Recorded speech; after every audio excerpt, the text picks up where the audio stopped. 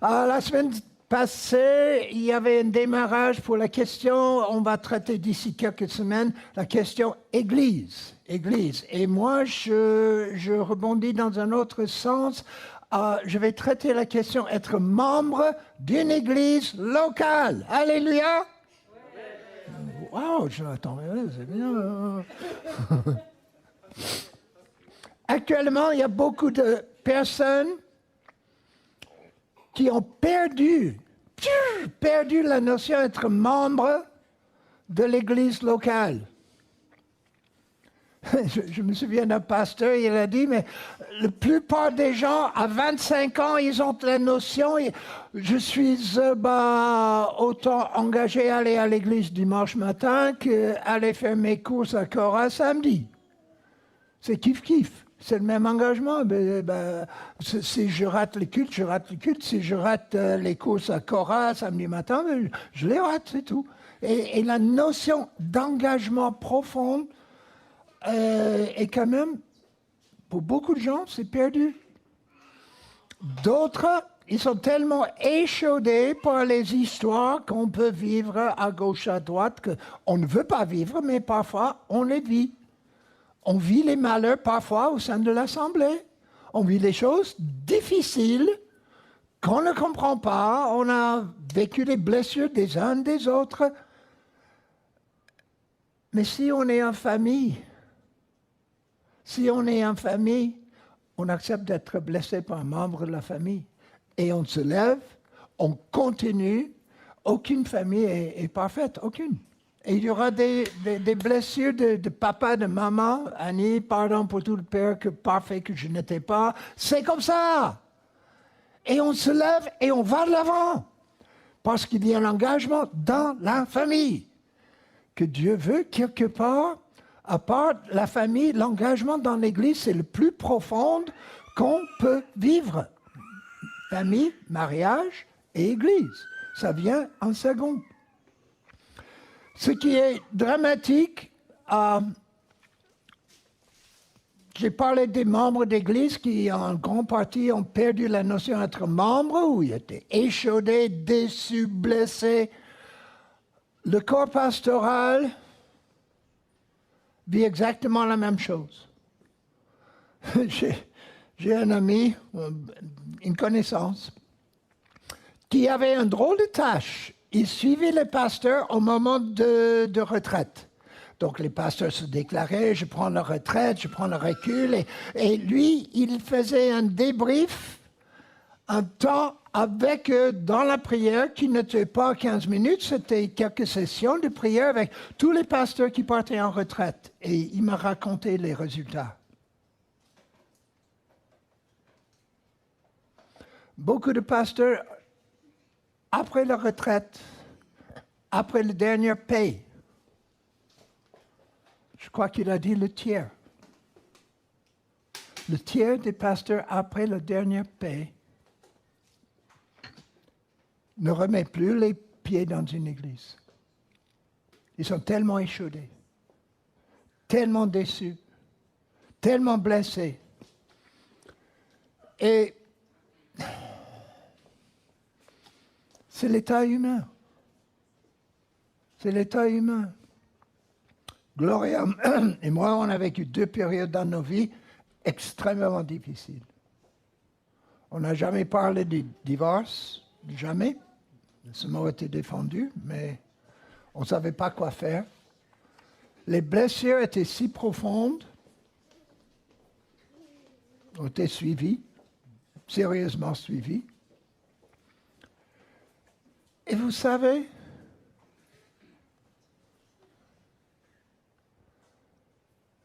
la blessure nous donne une occasion de pardon extraordinaire. Et quand on arrive à concrétiser le pardon par l'amour, il y a un regain d'amour extraordinaire. Les enfants sont tous partis, c'est bien. Je me souviens d'une session à Fort Worth, Texas. On était en crise. Mais on a vécu quelque part lune de miel en même temps. Vous comprenez ce que je veux dire?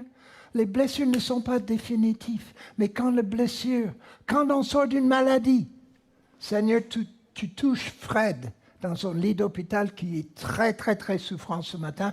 Et j'ai dit à Fred, tu souffres, mais d'ici 1 mois, 2 mois, quand tu sors de l'hôpital, waouh, tu vas te sentir mais vraiment, vraiment heureux de sortir de l'hôpital. Et quand on sort d'une blessure, pleinement pardonné, et qu'on a pleinement pardonné, waouh, c'est super. Et moi, de ma part, c'est ce que je veux vivre dans l'Église.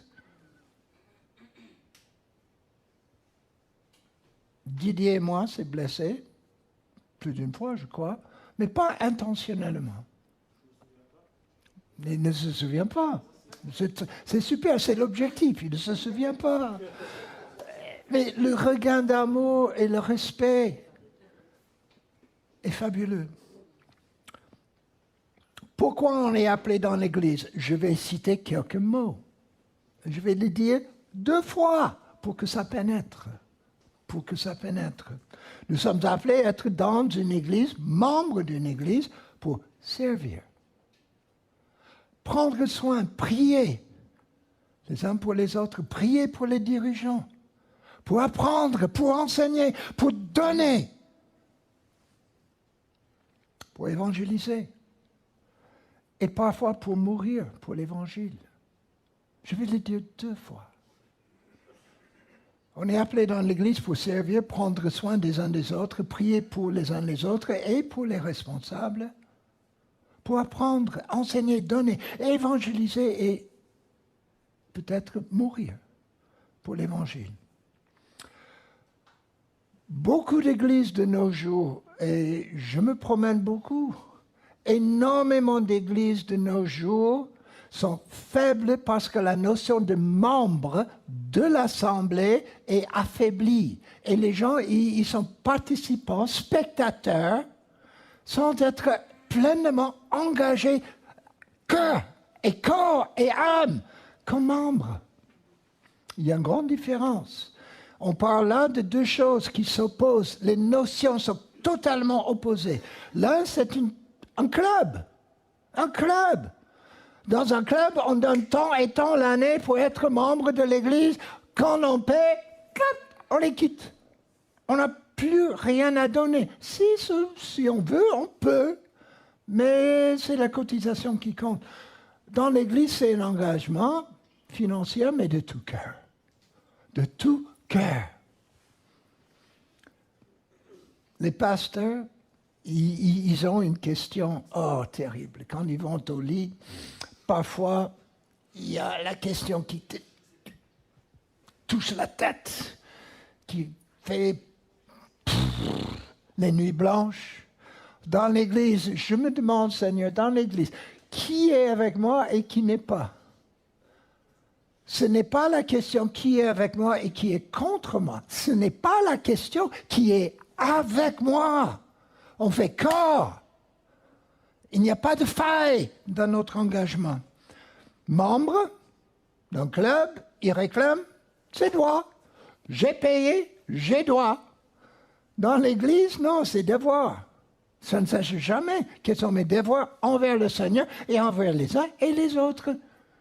Respecter les uns les autres, les honorer et honorer le Seigneur. C'est toujours un devoir. Membre de club, quels sont mes avantages? Qu'est-ce que je peux gagner? Moi, qu'est-ce qui me revient? Il y a beaucoup de gens qui se promènent dans l'église. Qu'est-ce qui me revient? Est-ce que j'aurai le droit de prêcher? Est-ce que j'aurai le droit de faire ceci? J'aurai le droit de faire cela? Oh là là là là! Quels sont mes droits? C'est pas du tout ça. Dans l'église, on a droit à supporter la croix de Jésus. Amen et amen et amen. On a le droit de supporter la croix. C'est merveilleux. C'est une bonne nouvelle. Merci, hein? Dans un club, on a droit à recevoir. Dans une église, on a droit à donner. Donner. C'est un plaisir pour moi de donner. Qui ne connaît pas mes kiwis? Tu ne connais pas mes kiwis. Bruno, tu ne connais pas cette histoire? Oh, oui, tu connais, ok. C'est une joie de donner mes kiwis, mais je me suis dit, ça ne suffit pas, je vais me diversifier. Ah ben, l'année prochaine, j'ai déjà commencé avec mes pommes. Compote de pommes, c'était bon. Je donne les compotes de pommes, tout fait à la maison. Et confiture de pommes aussi, ça va venir aussi. Donc je vais me diversifier. Et c'est un plaisir. Qu'est-ce qui te fait plaisir à donner aux autres? Chacun a un talent. J'ai beaucoup de pommes, j'ai beaucoup de kiwis dans le jardin, donc c'est naturel, je donne ce que j'ai. Qu'est-ce que vous avez? Qu'est-ce que vous avez? Fais le bilan dans ta vie. Tu as quelque chose. Ou moi, j'ai besoin.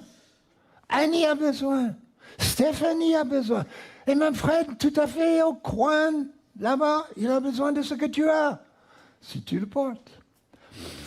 Il y a beaucoup de choses qui faussent la notion être membre, être dans une association, bonjour Jana, culturelle.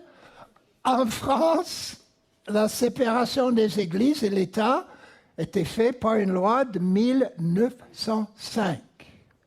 Ça a installé les associations cultuelles, la majorité des églises protestants et évangéliques s'y adhèrent, et certains groupes islamiques. J'ai appris quelque chose. Les catholiques ne sont pas dans le 1905, ils sont dans le 1924. Ils font bande à part. Donc c'est tout à fait autre chose. Et le judaïsme est géré encore autrement. Pour être reconnu une association cultuelle, voilà ce qu'il faut faire. Il faut pratiquer un culte, faire un culte. Fréquence de culte, je ne sais pas, mais il faut le faire. Il faut respecter l'ordre public. Il y a quelques années, ça me chiffonne un peu, quand même pas mal.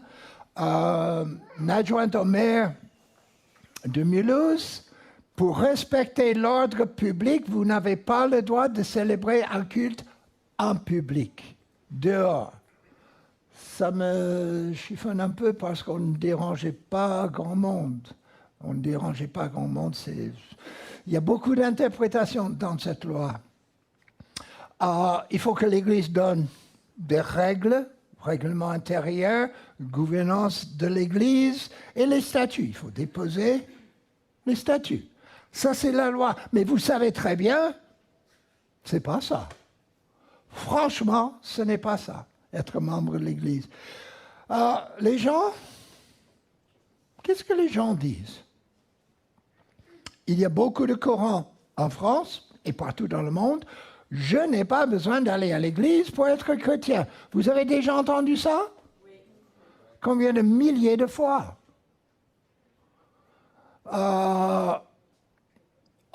Dans les couples, je n'ai pas besoin d'aller au lit avec ma femme pour être marié avec elle.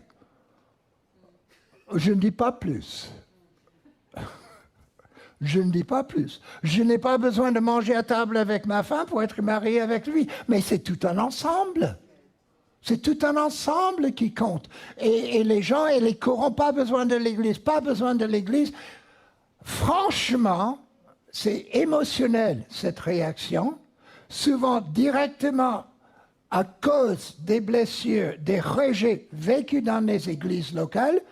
Et il n'y a aucune théologie biblique, aucune parole qui dise « vous n'avez pas besoin d'aller à l'église pour être chrétien ».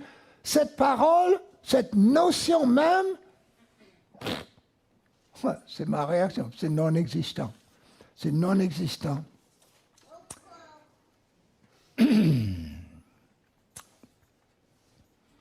Alors, qu'est-ce que la Bible dit sur la question membre? 1 Corinthiens 12. 1 Corinthiens 12 est plutôt connu pour croix. Les dons spirituels. Ça, c'est le chapitre dons spirituels en Corinthiens 12. C'est aussi le chapitre être membre de l'Église. Et le mot membre revient tout le temps dans ce chapitre. Et pour bien être au clair, il est souhaitable, il n'y a pas de loi. Il est souhaitable pour le bon exercice des dons et le bon ordre des dons spirituels dans l'Église, ça se fait avec les membres de l'Église. Il n'y a pas d'exclusion.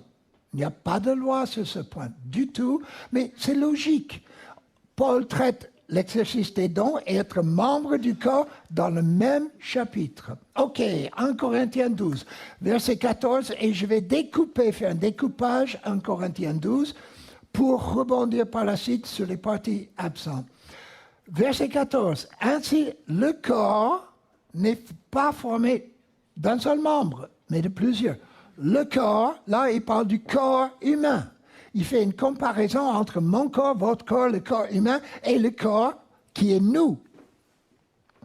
Verset 18. En fait, Dieu a placé chacun des membres dans le corps comme il a voulu. Si tous étaient un seul membre, où serait le corps? Maintenant donc, il y a plusieurs membres et un seul corps. Le mot membre, là, la manière que Paul l'emploie,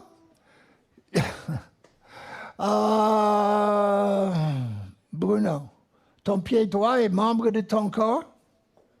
C'est très lié, ton corps, ou c'est ponctuellement lié? C'est très lié. Et la notion membre dans ces versets, c'est vraiment, c'est fort. C'est pas membre. On est un seul corps. Verset 24. Dieu a disposé le corps de manière à donner plus d'honneur à ce qui en manquait, afin qu'il n'ait pas de division dans le corps, mais que les membres aient également soin les uns des autres. Verset 27. Si vous êtes le corps du Christ et vous êtes ses membres, vous êtes membres chacun pour sa part. Vous êtes membres du corps. Chaque partie de mon corps, mes membres, je ne vois pas trop de monde qui a des membres manquants. Nous avons tous les oreilles, les yeux, il n'y a pas de borgne. Là, Paul souligne la notion on fait partie d'un ensemble cohérent, un corps qui vit comme un corps humain. L'Église doit vivre. Pourquoi il y a des problèmes dans l'Église et les gens partent? Il y a d'autres, mais je prends trois raisons. Première raison, parce qu'ils sont dans le péché. Ils sont tombés dans un pétrin quelque part et ils ne supportent pas la présence du Seigneur, donc ils ne supportent pas la présence des chrétiens parce qu'on a la présence du Seigneur avec nous, donc ils ne nous supportent pas. Ils ne nous rejettent pas, ils rejettent Dieu. Okay? C'est la première chose. J'aimerais rebondir sur la notion entre les versets que j'ai lus. Il y a une notion, le pied parle aux mains et l'oreille parle à l'œil. Dans ces deux cas, je parle du pied qui parle aux mains. Qu'est-ce qui est plus évident ce matin, mon pied ou ma main? Quand je parle. Vous voyez plutôt, je ne fais pas de cache-cache avec vous, vous voyez plutôt mes mains ou mes pieds? Mes mains. C'est le membre qui est plus en évidence. C'est la même chose, l'oreille parle à l'œil. Qu'est-ce qui est le plus évident? Mais on regarde plutôt, quand on parle à quelqu'un, on regarde plutôt dans les yeux et pas dans les oreilles. Ça, on ne voit pas ça.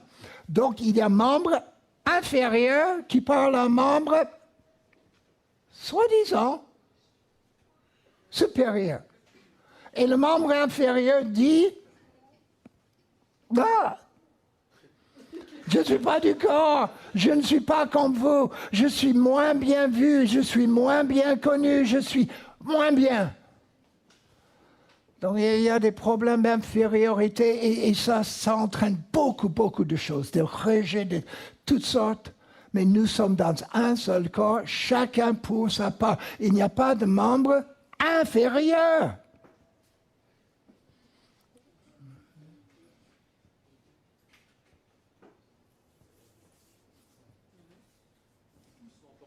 Et je laisse en pause là. Il n'y a pas de membre inférieur.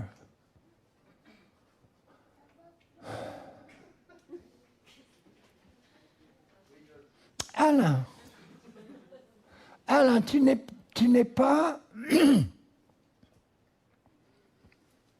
au front comme Philippe Keller, ok? Tu es là, tu es à ta place.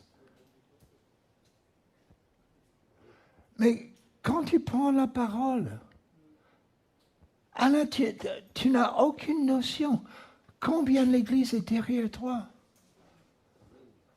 J'ai passé ta prière ce matin, tu as prié pour la Sainte Seine, j'ai passé ta prière par un filtre doctrinal. Oh, ça passe. Oh, ça passe. Je l'ai passé sur un filtre inspiration du Saint-Esprit. Waouh, ça passe. Tu ne dis pas grand-chose. Dans ce cas-là, on peut dire Alain, c'est un membre inférieur. On est un bon terme, hein? On est un bon terme.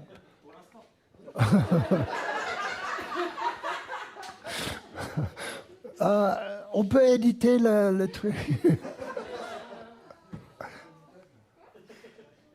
Mais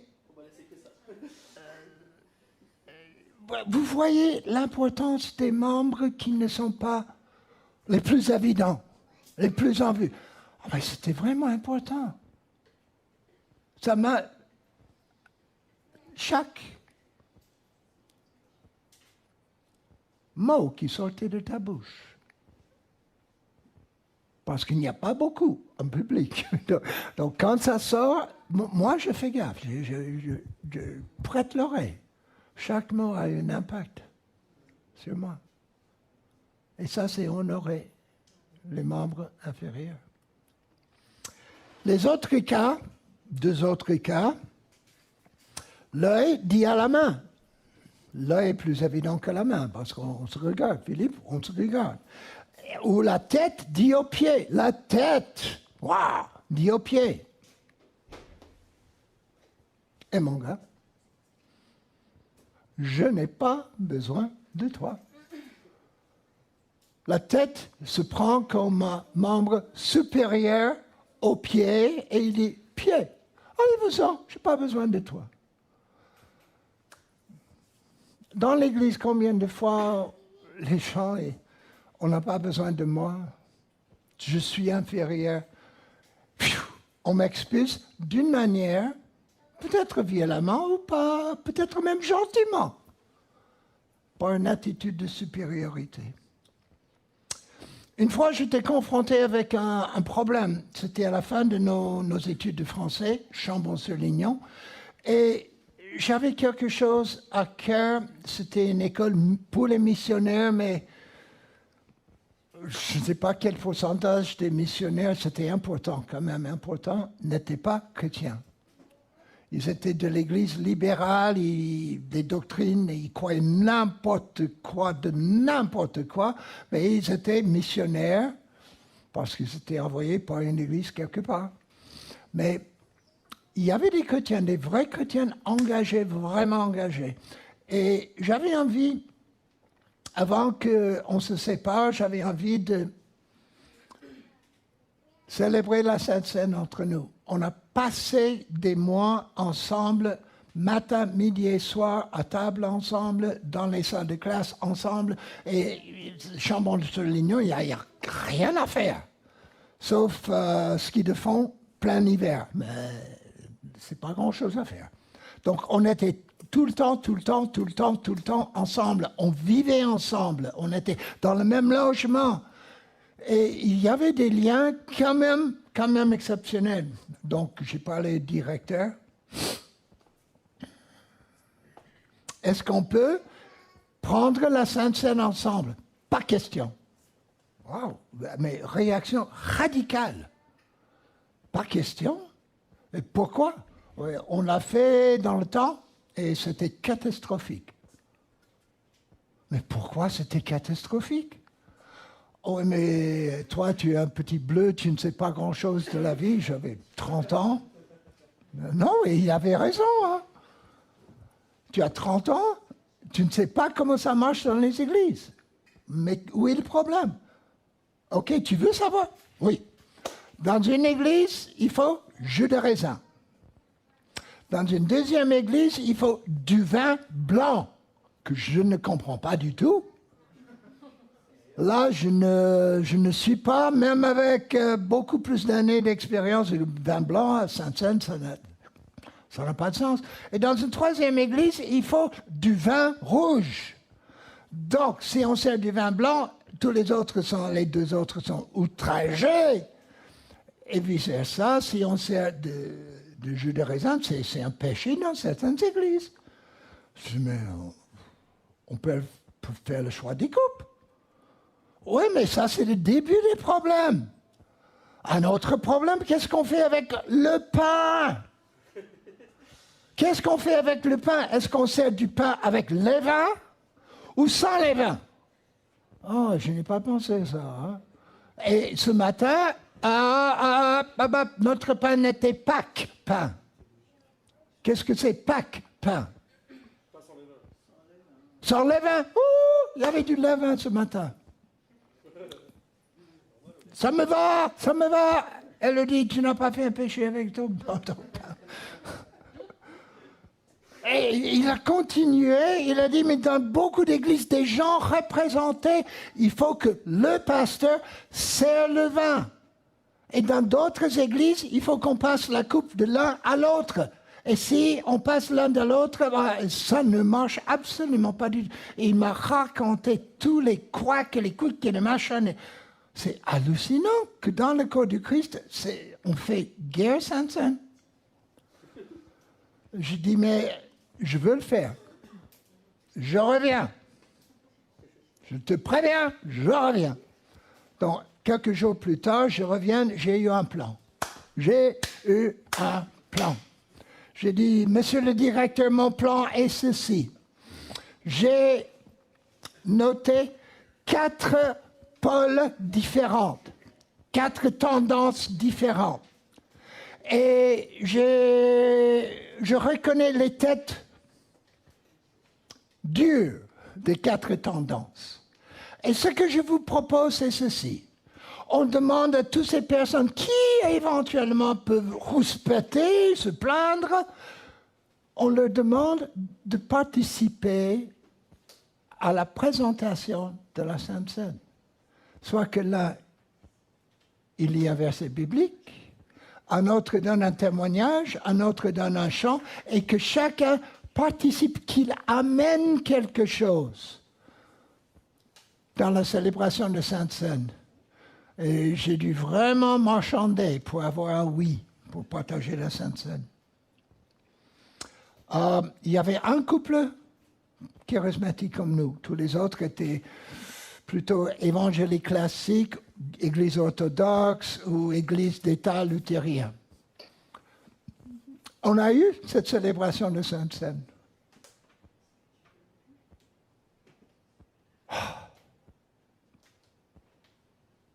C'est un des meilleurs moments de ma vie. De voir un missionnaire qui se convertit en prenant la Sainte Seine. De voir un missionnaire qui revient au Seigneur, qui était rétrograde, totalement loin du Seigneur, qui revient au Seigneur, et de vivre comme nous vivons, mais dans un contexte orthodoxe, luthérien, baptiste et charismaticos, de vivre une présence du Seigneur. Il n'y avait plus de mouches qui volaient. Il n'y avait plus de voix qui se levait. Et la voix unique de tout le monde disait la même chose, mais qu'est-ce que c'est ça? C'est l'engagement, où chaque partie du corps contribue ce qu'il a à contribuer. Et quand on contribue, l'esprit de critique s'en va. Quand on est libre de donner de sa vie à l'Église locale, si on donne, on est pleinement associé à l'Église locale, il n'y a plus de critique. Si tu es totalement engagé, c'est mon Église, bon ou mauvais, c'est mon Église. Être membre sur un fondement d'amour. 1 Corinthiens 13 qui est suivant, qui suit 1 Corinthiens 12.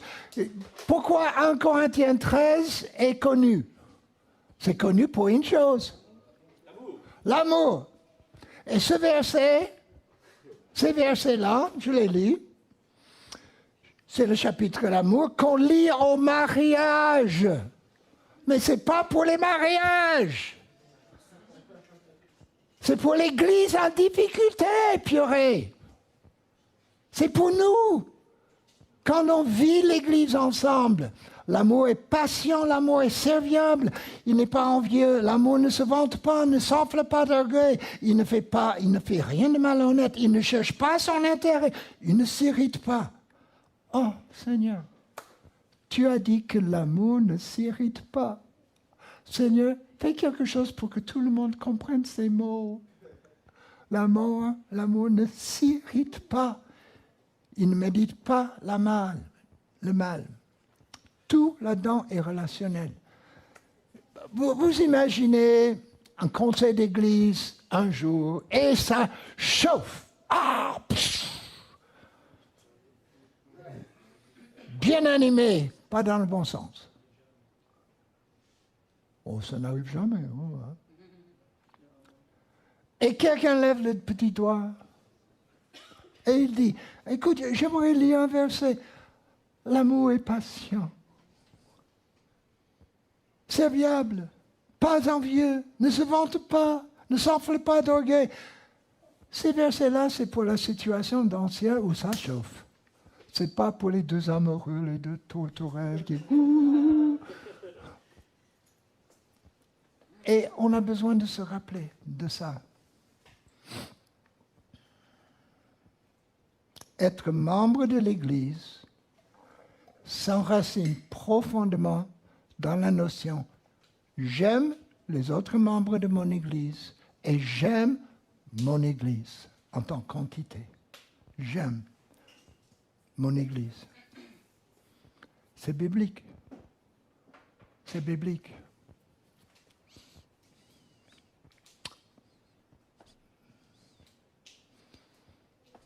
J'entends beaucoup de gens qui disent qu'ils n'aiment pas l'Église. Beaucoup de gens. Beaucoup. Ça me fait pleurer. Ça me fait pleurer parce qu'ils ne comprennent pas le pardon de l'Église et l'attitude que Jésus nous demande de garder. Ce n'est pas John. Ce que je dis, il faut bien tamiser. Mais c'est Jésus qui nous demande beaucoup d'amour et de respect pour l'Église, avec toutes ses imperfections. Est-ce que l'Église est imparfaite? Je voyage beaucoup, et plus je voyage, plus je vois, oh, Seigneur. Je ne sais pas comment tu tiens là-haut. Hein. Quand tu regardes ici en bas,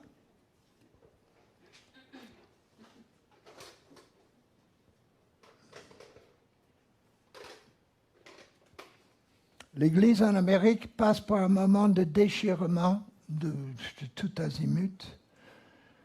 Et une des choses qui se passe, et ça me fait mal de le dire,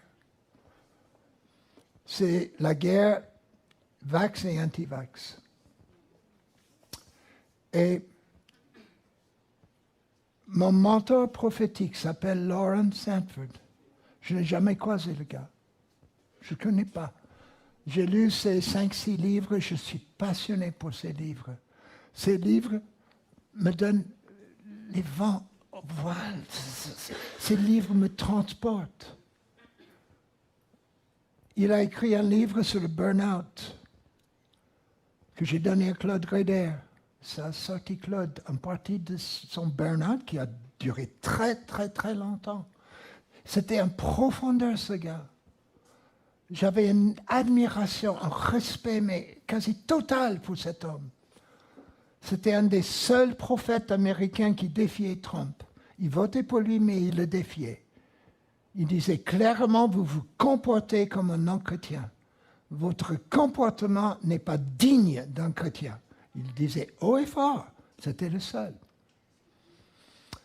Lauren était anti-vax, férocement anti-vax. Il a dit, il pensait que c'était inventé.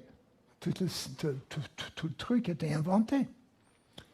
On a eu des échanges sur le sujet, mais des échanges d'amis.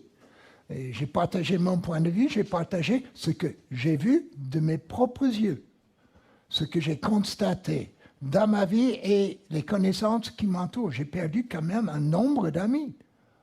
Amis. Donc, j'ai fait une petite mise en garde et là, dernièrement, il écrivait. Ça m'impacte beaucoup.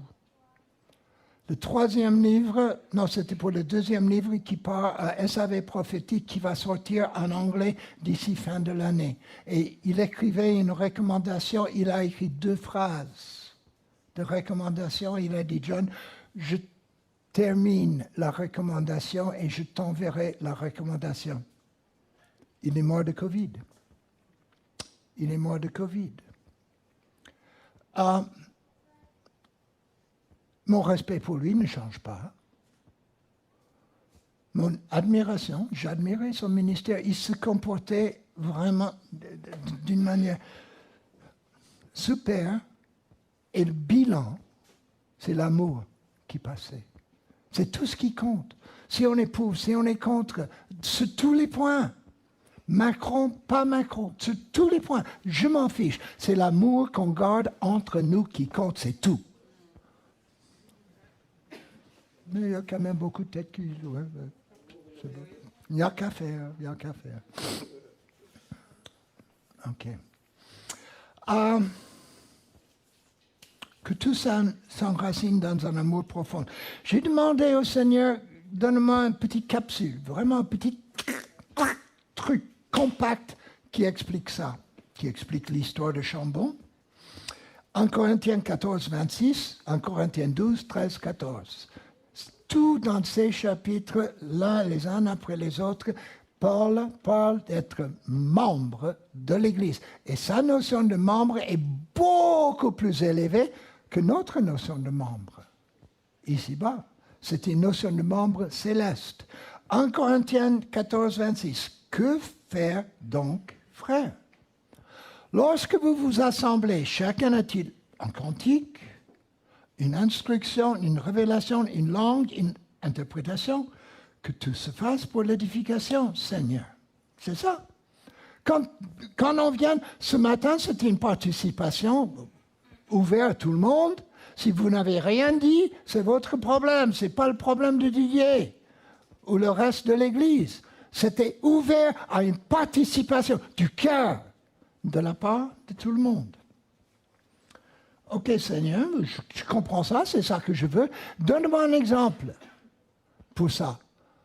Repas de l'Église, repas communautaire, après lequel je rentre à la maison et je me repens systématiquement pour avoir trop mangé. On mange trop bien. Michel n'est pas là ce matin, mais on regarde toujours ce qu'il amène pour le dessert. Le chocolat, le mousse, c'est fabuleux. Et je dis, Seigneur, qu'est-ce que tu veux dire, repas de l'Église? Quand chacun amène sa part, le Seigneur m'a parlé avec ces mots. Quand chacun amène de sa part, de son sac, de sa vie, quand il y a pleine participation de tout le monde, il n'y aura jamais de famine dans l'Église de Dieu. Et le Seigneur il a vraiment insisté. Il n'y aura jamais de famine dans la maison de Dieu, sur deux niveaux distincts et différents. Il n'y aura jamais de famine spirituelle. Quand il y a participation spirituelle, il n'y aura pas de famine. L'Église va être vivante.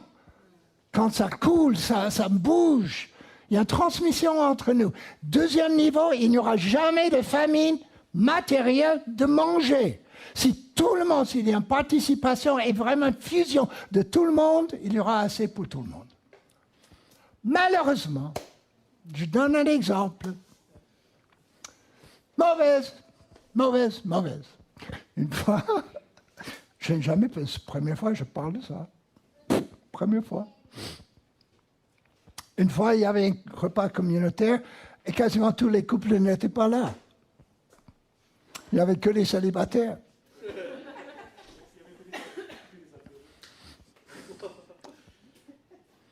On a mangé beaucoup de chips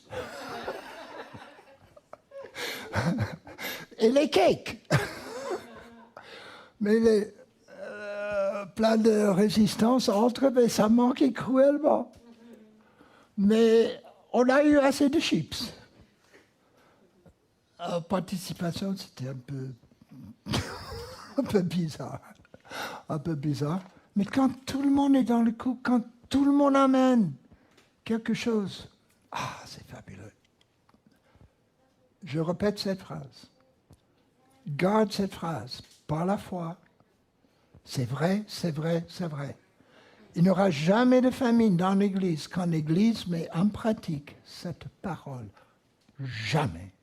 Là, je mets... Jamais. Un défi qui est devant nous. Il y a 40 ans, il y avait un sondage des églises et on a trouvé, j'aime les sondages, j'étais dans le marketing, tout ça, j'aime ça. On trouvait que 20% des gens souffraient de solitude. Il y a 40 ans de ça, 20%. Quel est le pourcentage actuel? Je vous pose la question. C'est monté. Ah ben, bien sûr. C'est monté, hein? La moitié. La moitié des gens dans les églises souffrent de solitude. C'est pourquoi le Seigneur y portait un soin particulier aux veuves et aux orphelins dans l'Ancien Testament. C'est notre tâche. Question d'engagement. J'ai deux exemples de deux églises radicalement différentes. Un jour, j'ai parlé avec un pasteur suisse et on parlait de tout et de rien. Et j'ai posé la question qu'il ne fallait pas. « Ah, monsieur le pasteur, église réformée de Berne en Suisse. Ah, monsieur le pasteur, vous avez combien de membres dans votre assemblée ?» Il entendait mon accent. Il me regardait bien. Il m'a dit, mais c'est une question européenne ou américaine? Y a-t-il une différence? Non, mais c'est une question. Non, mais c'est européenne ou américaine? Ton choix, dis les deux. Ça simplifie. Si c'est une question européenne, j'ai 10 000 membres sur le registre de l'Église réformée centrale de Berne. 10 000. Si c'est une question américaine, j'ai 300. J'ai 300. 300. Vous comprenez ce que je veux dire? OK. Changeant de pays, changeant de contexte. En pasteur français, je pose cette question. Que penses-tu de la taille de ton Église? Il y a quand même du monde. Que penses-tu de la taille de ton Église? Il a répondu, je dirais c'est une réponse John. Je réponds de cette manière.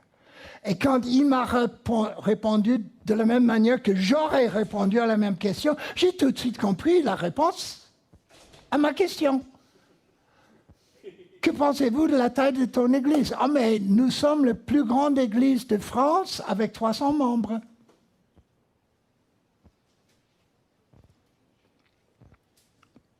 Thomas, tu sais ce que ça veut dire? Nous sommes l'église plus grande de France avec 300 membres. Elisa? Ah ben c'est une réponse que moi, c'est moi, là je parle comme ça. Hein? Elisa? Je ne sais pas, ou alors est-ce que sur le registre il y a beaucoup de monde et en fait il y a 300 personnes? Non, je sais pas. Oh non, non, mais les gens venaient. Ah, beaucoup de monde. Mais ils pouvaient compter sur 300. Dans un cas, il y avait beaucoup de monde sur le registre. Dans le deuxième cas, il y avait beaucoup de monde présent. Mais dans les deux cas, il y avait 300 sur lesquels les deux pasteurs, dans les deux contextes radicalement différents, les pasteurs, je peux compter sur 300. C'est Gédéon. Ouais! L'épée de Gédéon est l'Éternel.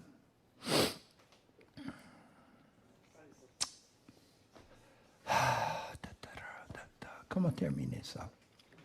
J'ai deux manières de terminer et je prends le plus délicat. Il y a 2 semaines, j'étais à la place d'Ingrid. Ingrid, tu lèves la main? C'est Ingrid, j'étais à sa place. Et Betty était devant moi. Et il y avait un moment, je crois que Didier, je crois que c'était toi, on va prier les uns pour les autres, et etc. Quelque chose comme ça. Et j'ai eu une parole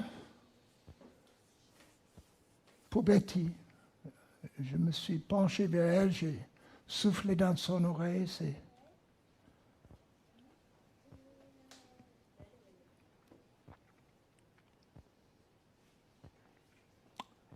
C'était un moment de tendresse. Je suis fier du Seigneur parce que je ne suis pas le gars le plus tendre du monde, pas du tout. Mais le Seigneur, il a fait un effort pendant ce moment avec moi. C'était vraiment un moment de tendresse entre Betty et moi. Et c'est une parole pour elle. Et je vous le partage. Parce que vous êtes concernés. Vous êtes concernés. Betty, ta fille et ton fils sont dans cette église. Mais regarde autour de toi, les gens qui sont autour de toi sont ta famille. C'est beaucoup plus large que ta fille et ton fils. Dieu va s'occuper de toi. Il va le faire d'une manière très particulière. Et il s'occupera de Claude d'une autre manière, toute particulière. Ta famille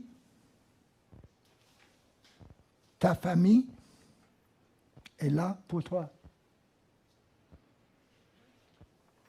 Mais par moment, le Seigneur te demandera de partager ton cœur et tes besoins plus que tu fais actuellement. Betty a répliqué, elle a coupé la parole cette fois.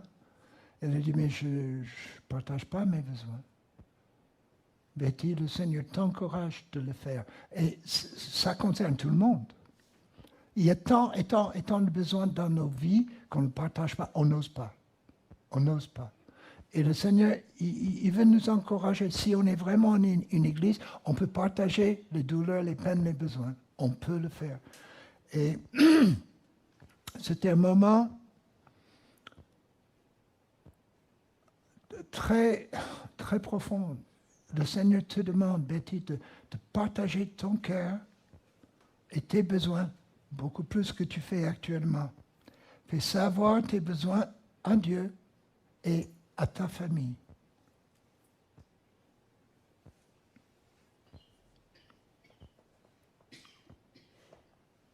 Tu ne sais pas à quel point vous êtes aimés. Toi, Betty, et vous, Betty et Claude. Tu ne sais pas. Tu imagines. Et ce que tu imagines est ici, et la réalité est ici. La réalité est ici.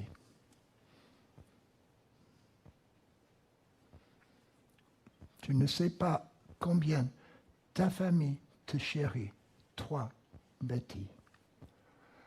Il y a une responsabilité. Betty a reçu la parole. Didier, tu peux lui donner parce qu'elle m'a demandé que je l'écrive. Elle m'a demandé que je l'écrive. Il y a un engagement, le prophétique nous engage. Elle est engagée, elle, de sa part, et nous, de notre part, de marcher davantage dans l'amour du Seigneur. C'est un peu, je ne sais pas quoi dire, y a-t-il une question, une remarque à la fin? Un engagement du cœur, d'amour. C'est ça l'Église, c'est ça être membre.